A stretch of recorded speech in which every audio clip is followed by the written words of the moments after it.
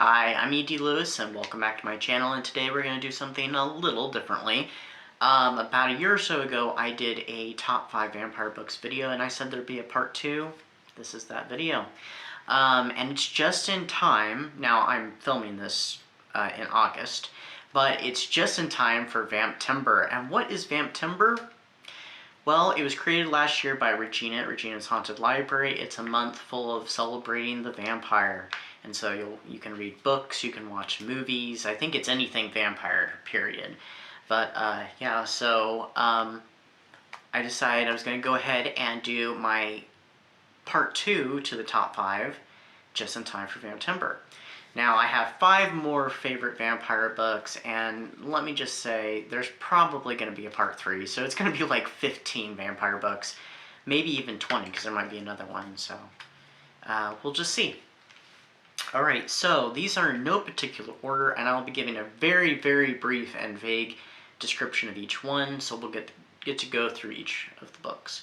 So number 1, we'll start off with Regina's vampire book, Code Red. This came out last year just in time for Vamptember. It kind of kicked it off, and it's about an asylum that vampires end up taking over and then start terrorizing the countryside.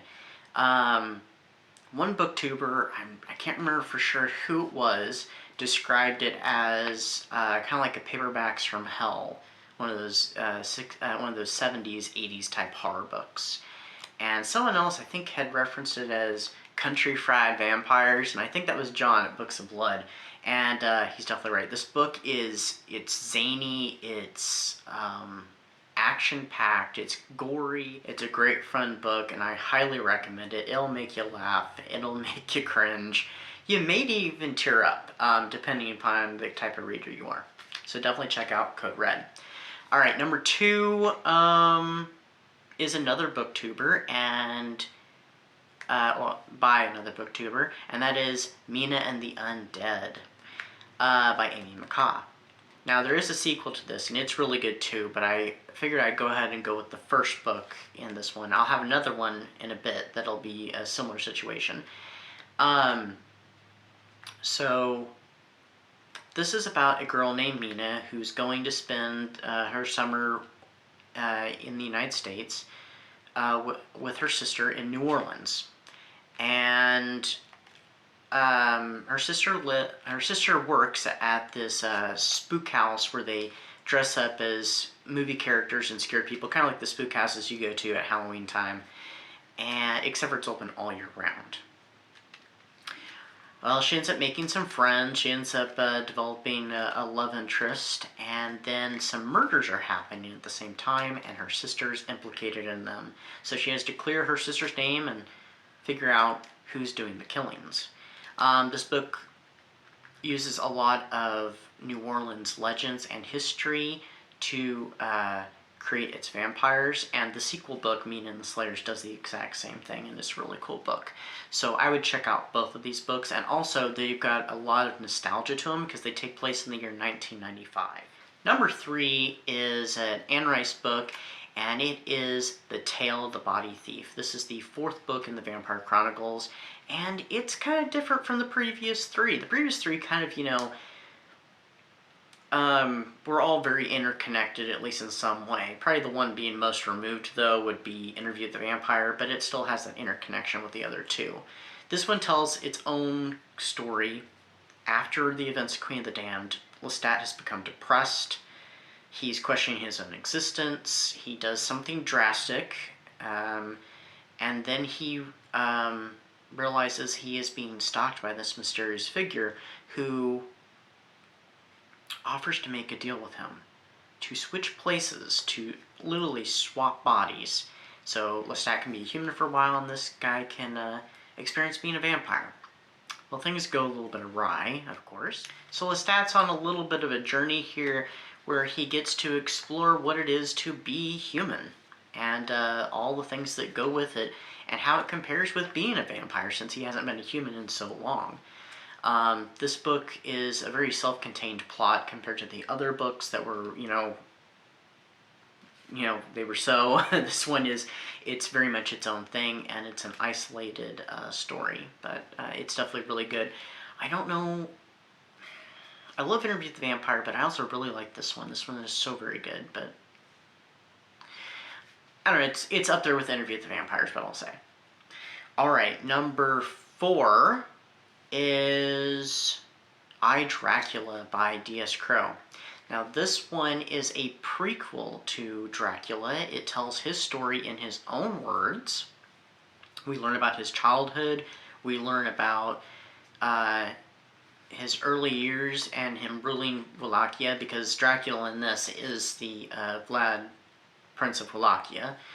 And yeah, we get to learn some of his early vampire adventures and the struggles that he goes through inwardly.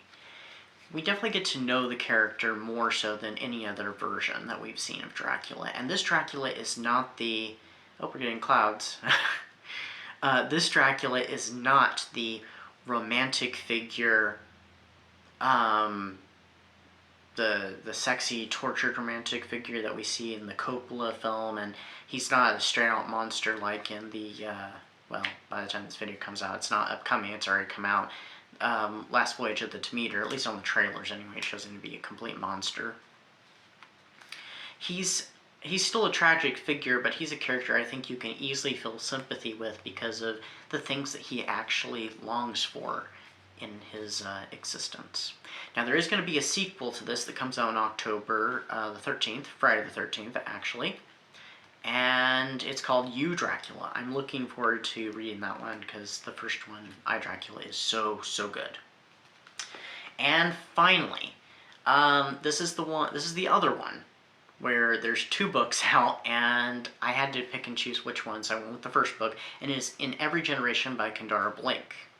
This is a continuation of the Buffyverse, and it ignores the continuity set up by the comic books of Buffy Season 8 through Season 12 and all the spin-offs, and kind of picks up so many years after the original TV show's ending. The Slayers have disappeared, and a new Slayer is called, and that is Frankie Rosenberg, the daughter of Willow Rosenberg. Now, how she has a daughter does get explained in the book, and it's very interesting. And quite clever, actually, I think. And Frankie is not only the first Slayer that's been called in several years, she's also the very first Slayer witch. So she has inherited the powers of the Slayer, as well as she has inherited some of her powers and abilities from her mother. And she ends up gaining her own Scooby Gang, and a big bad comes to town. So, there is a sequel to this called One Girl in All the World, and it's very good. It came out earlier this year.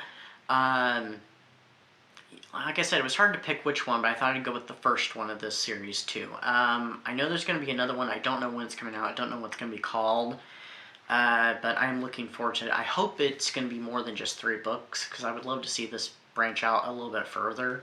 But, you know, who knows? Because I do really enjoy the character of Frankie and her unique situations that she gets herself into.